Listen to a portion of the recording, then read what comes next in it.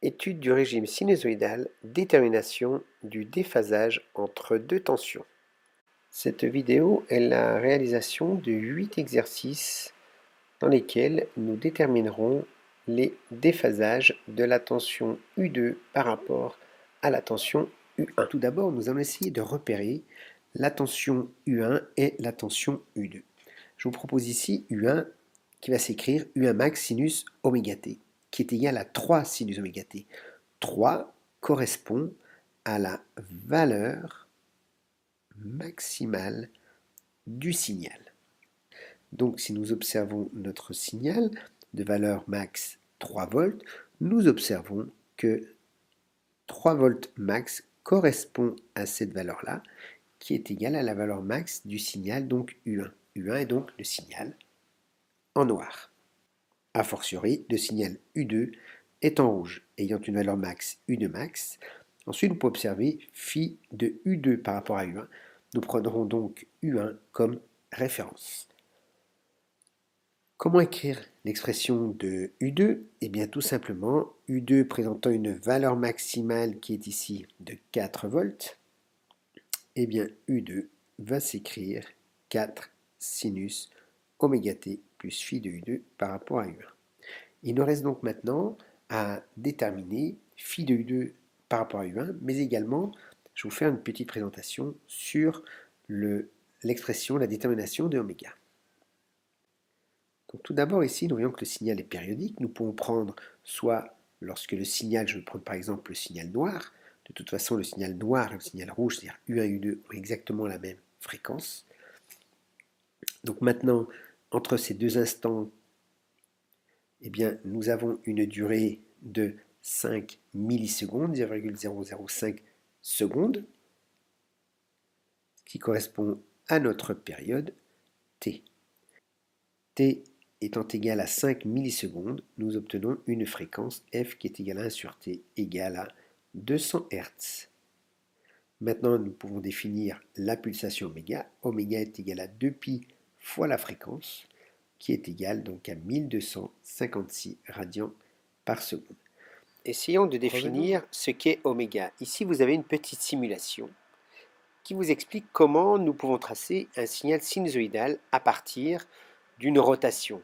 En fait, oméga va représenter la vitesse angulaire donc, de ce rayon, donc exprimé en radians par seconde. La période correspond à la durée pour réaliser un tour.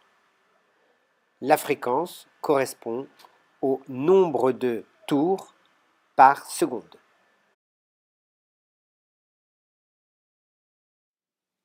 Le déphasage phi. Nous pouvons observer que les deux signaux U1 et U2 passent par 0 en même temps et dans le même sens de variation, c'est-à-dire par exemple ici, ils sont tous les deux croissants. Donc ils passent par 0 en même temps. Nos signaux ne présentent donc pas de déphasage. Nous dirons qu'ils sont en phase. Donc phi de U2 par rapport à U1 est égal à 0 degré. Et si nous traduisons ceci en radians, cela nous fera 0 radian. D'où l'expression de U2 en bas de la page qui va être 4 sinus oméga t.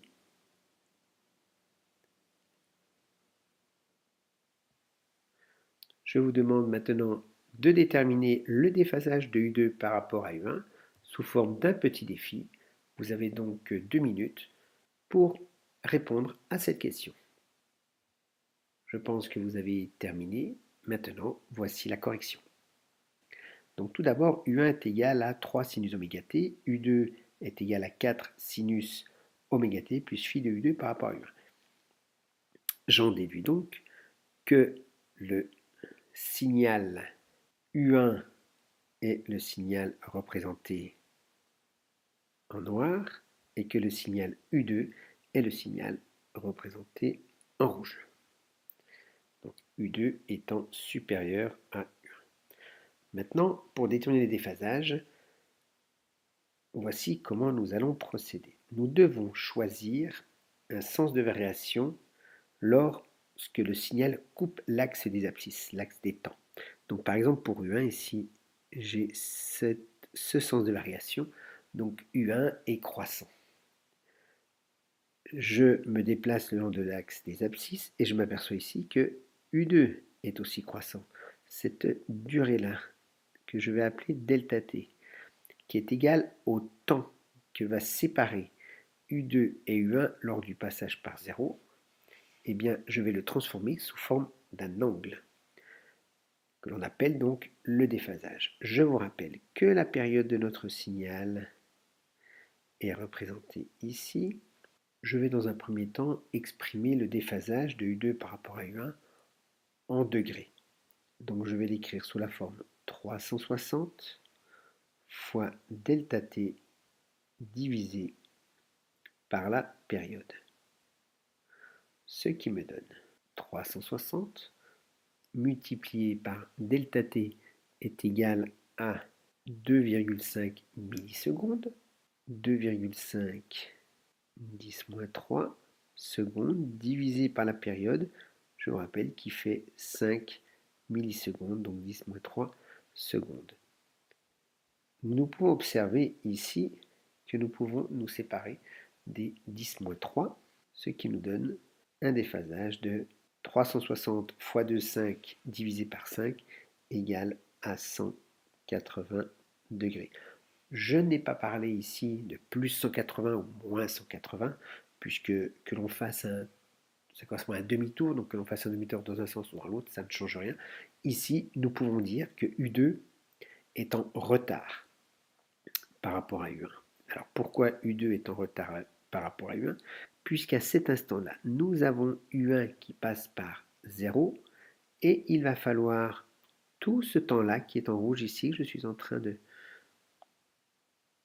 d'écrire, tout ce temps-là, eh bien, donc delta t, c'est le temps qu'il faut à U2 pour atteindre 0 dans le sens croissant. Conclusion, si nous voulons être précis, nous pouvons dire que nous avons un déphasage de moins 180 degrés. Donc il faut placer le signe moins sur l'ensemble de nos calculs. Nous pouvons exprimer notre angle en radians, ce qui va nous donner moins pi radian.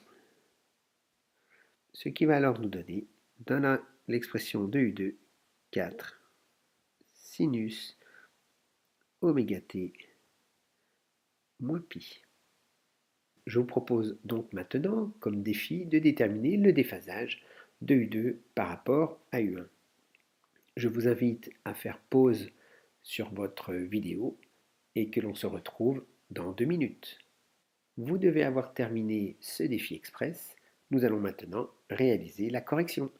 Nous pouvons toujours définir la période, ici, t.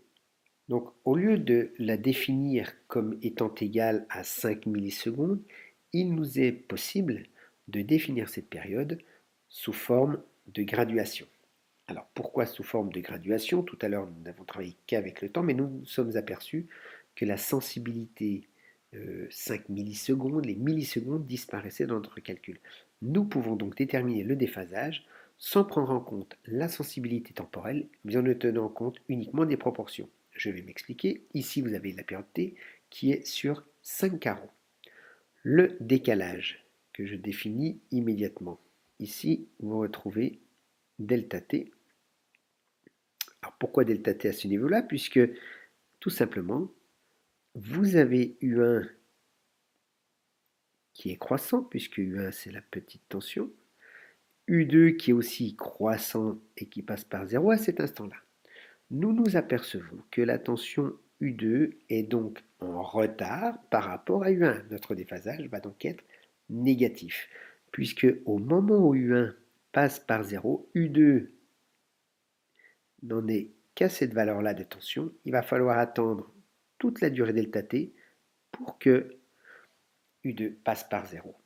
Donc maintenant, définissons ce déphasage. Phi de U2 par rapport à U1 va être défini sous la forme plus ou moins 360 fois delta t sur la période. Mais nous pouvons définir ce déphasage sous forme de proportion, c'est-à-dire delta t est constitué d'un certain nombre de carreaux ou de centimètres définis par delta t, divisé par le nombre de carreaux représentant la période ou le nombre de centimètres. Ceci est intéressant puisque lorsque nous ne connaissons pas vraiment les graduations sur l'axe des abscisses, eh bien avec la règle, il nous suffit juste de mesurer la distance entre les deux instants où U1 et U2 passent par 0, divisé par la distance représentant la période, le tout multiplié par plus ou moins 360, et nous avons notre déphasage. Ce qui nous donne donc moins 360, puisque nous avons dit que U2 était en retard, multiplié par 1,25 cm, divisé par 5, ce qui nous fait un déphasage de moins 90 degrés ou encore de moins pi sur 2 radians. Nous pouvons directement exprimer le déphasage en radians sans être obligé de faire la conversion, tout simplement en remplaçant 360 dans l'expression de phi de U2 par rapport à U1, en remplaçant les 360 par 2pi. Donc ici, nous trouvons un déphasage de moins 90 degrés, ce qui nous donne pour l'expression de U2, donc U2 est égal à 4 sinus oméga t moins pi sur 2 radians.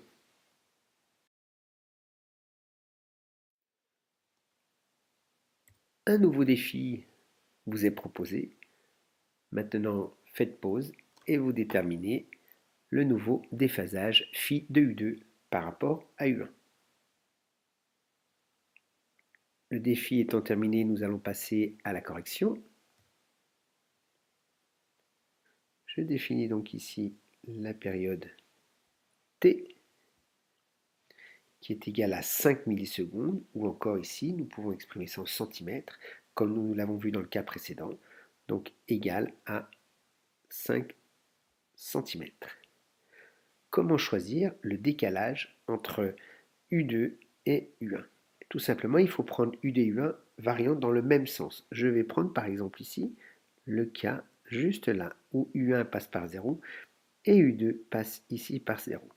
Bien sûr, j'aurais pu prendre l'instant qui est ici et celui-ci pour U1. Maintenant, le delta t, c'est ce temps-là, cette durée-là. Attention, ce n'est surtout pas celle-ci, non, puisque les signaux ne seraient pas dans le même sens. Donc le delta t est ici, ou encore, nous pourrons l'exprimer ici. Donc le déphasage phi de U2 par rapport à U1 va être égal. Alors, U2 est en avance maintenant, c'est-à-dire U2 passe par 0 ici avant que U1 n'atteigne 0. Donc le déphasage phi de U2 par rapport à U1 va être positif. 360 multiplié par delta t sur la période. Nous avons vu que l'on peut exprimer ça également à l'aide des graduations. Donc 360 ou des centimètres multiplié par 1,25 carreaux divisé par 5 carreaux qui représentent la période. Les 1,25 représentent delta t. Et bien, ce qui nous fait un déphasage de plus 90 degrés. Ce qui nous fait encore plus pi sur 2 radians. Ce qui nous amène à l'écriture de U2.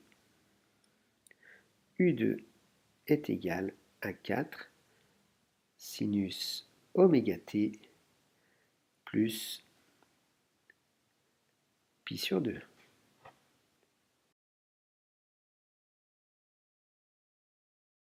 Défi suivant, je vous demande de faire pause, de déterminer bien sûr le déphasage et nous nous retrouvons dans 2 minutes.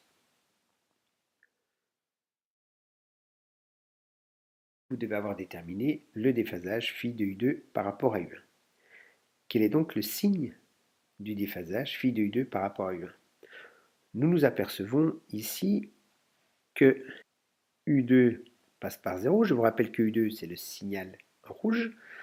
Et U1 passe ici par 0 dans le sens croissant. Ou nous pouvons le faire ici. Nous pouvons le faire sinon à cet endroit-là avec U2 qui est croissant et U1 qui est croissant également.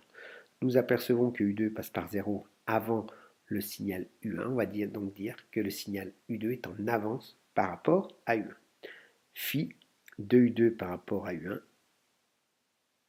va donc être positif. Égale plus 360 multiplié par delta t sur t. Maintenant, je pense que vous avez compris. Quel est donc le décalage entre U2 et U1? Je vois ici 0,8 graduation divisé par une période qui est sur 5 graduations. Donc ce qui nous fait plus 58 degrés, ce qui nous fait à peu près 60 degrés. Si nous voulons l'exprimer de façon simple en radians, 60 degrés est égal à pi sur 3 radians. Ce qui nous fait donc 4 sinus oméga t plus pi sur 3 .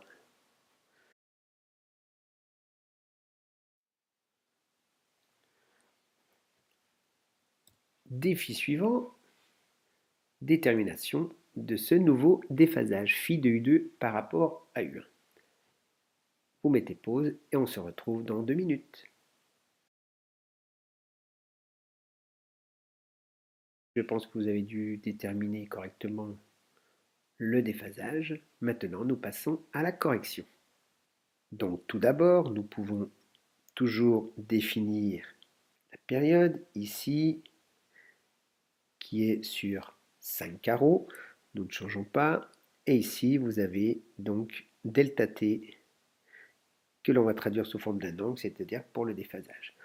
Nous avons 0,6 graduation. Donc 0,6 graduation par rapport à un carreau, ce qui nous donne un déphasage phi de U2 par rapport à U1. 360, je préciserai tout à l'heure si c'est plus 360 ou moins 360, fois 0,6 carreaux qui correspondent au delta t, divisé par 5 carreaux qui correspondent à la période, ce qui va nous faire un angle de l'ordre de 43 degrés. Et si je veux le traduire en radians, donc 2pi multiplié par 0,6 sur 5, ce qui me fait du 0, environ 0,78 radians. Juste en place. Quel est le signe du déphasage phi de U2 par rapport à U1? Observons ici que U1 passe par 0 dans le sens croissant. Observons ici U2 qui passe par 0 également dans le sens croissant. Le premier à passer par 0 est donc U1. U2 est donc en retard par rapport à U1. Nous avons donc un signe négatif pour le déphasage. Nous allons donc écrire comme expression de U2, U2 égale 4 sinus oméga t moins 0,78. Bien toujours mettre l'angle en radian dans l'expression de U2. Avant-dernier défi, nous allons déterminer maintenant le déphasage de phi de U2 par rapport à U1 sur des signaux un petit peu particuliers au niveau de leur déphasage. Donc nous gardons toujours U1 comme référence. Nous recherchons donc le déphasage de U2 par rapport à U1 comme l'ensemble des exercices ou des défis précédents. Vous faites pause et lorsque vous avez terminé votre travail, je vous propose de me retrouver. Vous avez dû terminer ce défi. Maintenant, nous allons passer à la correction.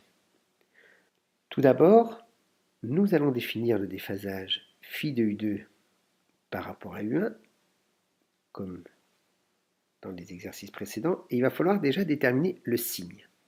Alors le signe, nous observons que U1 ici passe par 0 dans le sens croissant. Attention, le delta t n'est surtout pas cette durée-là, tout simplement parce que U2 est varie dans le sens décroissant. Donc nous allons aller chercher jusqu'ici pour retrouver notre signal U2. Ce qui veut dire que U2 est en retard, c'est-à-dire toute cette durée-là va correspondre à delta t. U2 est en retard, donc j'ai un déphasage négatif. Lorsque j'ai défini ceci, il me suffit donc d'écrire moins 360, multiplier, je sais que ma période est sur 5 carreaux, je l'ai lu, et le décalage correspond à 2,85. Ceci m'amène à un déphasage de moins 205 degrés. Si je veux ce déphasage en radians, il me suffit d'écrire moins 2pi multiplié par 2,85 divisé par 5, ce qui me fait un angle de 3,58 radians. Ce qui va me donner, pour l'écriture de U2, égale à 4 sinus oméga t moins 3,58. Voilà. Et à ce moment-là, certains vont me dire, mais moi je n'ai pas trouvé du tout la même chose. J'ai trouvé un déphasage positif. Et d'où cela vient-il? Tout simplement. Prenons l'exemple d'une roue ici. Nous avons un angle de plus 270 degrés, mais nous pourrions également dire que nous avons un angle de moins 90 degrés. Faire une rotation de plus 270 degrés ou de moins 90 degrés nous amène à la même position. Eh bien, c'est ce qui va se passer ici. Je m'explique. En fonction de ce qu'on va prendre comme référence. Donc ici, maintenant, je vais partir de U2. Je vais dire que U2 ici, il passe par 0 dans le sens croissant. Et que j'ai tout ce temps-là, delta t', qui est ici, avec U1 qui est croissant à cet instant-là. Je le détermine. Il me fait donc 2,15 carreaux. J'ai donc un déphasage qui vaut plus, puisque maintenant U2 est en avance sur U1, plus 360 fois 2,15 carreaux divisé par 5 carreaux, ce qui me donne un angle de plus 155 degrés. Petite explication, nous allons donc tracer un cercle où ici nous allons faire apparaître notre angle de moins 205 degrés. Le voici. Cet angle de moins 205 degrés est également un angle de plus 155 degrés. Relevons maintenant le dernier défi, donc le 8e défi, détermination des déphasages de phi de U2 par rapport à U1. Je vous invite à faire pause et à me retrouver dans 2 minutes afin de vérifier votre solution. Nous nous retrouvons pour réaliser la correction. Déterminons phi de U2 par rapport à U1. Donc ici, à nouveau, je démarre de là. U1 est croissant, je vais chercher U2 croissant qui est ici. Voilà. J'ai 2,2 carreaux qui séparent donc nos deux signaux. Nous avons donc U2 qui est en retard, donc moins 360 multiplié par 2,2 carreaux, le tout divisé par nos 5 carreaux, qui correspondent à la période. Nous nous retrouvons avec un angle de moins 158 degrés. De la même façon, nous aurions pu prendre le point de départ pour U2 et puis aller rechercher le U1 ici en disant que U2 était en avance. Et dans ce cas-là, nous allons trouver un 2 carreaux, virgule 8 de décalage, ce qui fait plus 360 multiplié par 2,8 divisé par 5, ce qui nous donne un déphasage de plus 202 degrés. Nous pouvons donc écrire que U2 est égal à 4 sinus oméga t moins 2,76. Le moins 2,76 radians correspond à moins 158 degrés.